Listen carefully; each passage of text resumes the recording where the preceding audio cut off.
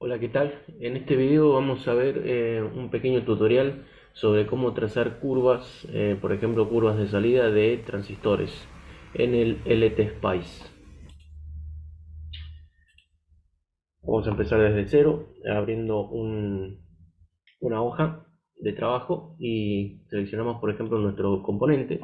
En este caso vamos a trazar las curvas de salida, por ejemplo, de un transistor bipolar NPN. Seleccionamos el dispositivo. El circuito que tenemos que armar es para trazar, por ejemplo, las curvas de salidas. Recordemos que las curvas de salida de un transistor bipolar son la corriente de colector en función de la tensión colector-emisor. Por ejemplo, si estuviésemos haciendo las curvas de salida en emisor común. Pero cada una de esas curvas que vamos a obtener responde a una corriente en la base, que es nuestro terminal de control.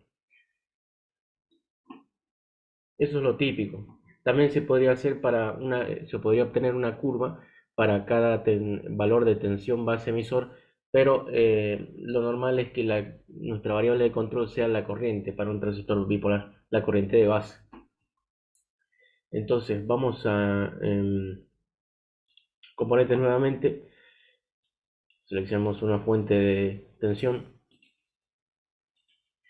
ahora seleccionamos una fuente de corriente.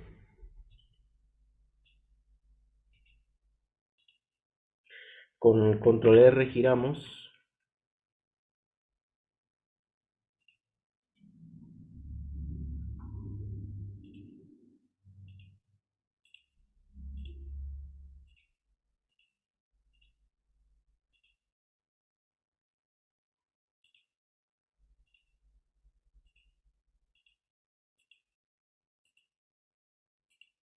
Seleccionamos nuestro dispositivo,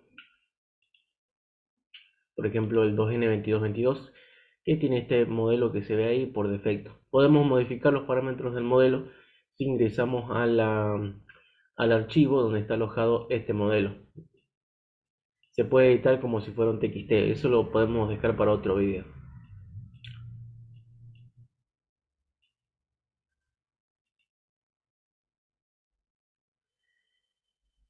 A esto le damos un valor por defecto, por ejemplo un microampere, y recordemos que en el LTSpice es importante eh, poner el terminal de masa.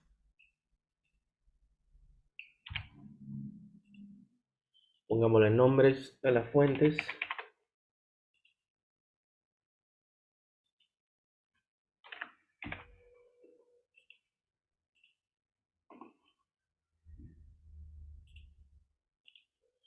Y ahora vamos a Simulate. Vamos a barrido en continua. Acá donde dice primer, segunda, tercer fuente, nuestra primera fuente de barrido va a ser la tensión colector emisor. Entonces ponemos ese nombre. El tipo de barrido, que sea lineal, que comience desde cero y termine, por ejemplo, en 20 volts y con incrementos de 0.1 volt. 0.01 volt.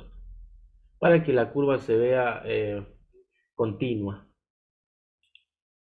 Nuestra segunda fuente va a ser la corriente de base, lo arriba va a ser lineal, va a comenzar desde cero, va a parar en, por ejemplo, elijamos un valor racional, por ejemplo, que pare en 100 microampere y en incrementos de 10 microampere, cosa de que tengamos al menos 10 curvitas. Bien, acá ya tenemos la sentencia y agregamos otra, que puede ser, por ejemplo, la temperatura. Ponemos punto temp a una temperatura de 25 grados Celsius, como generalmente lo hace el fabricante.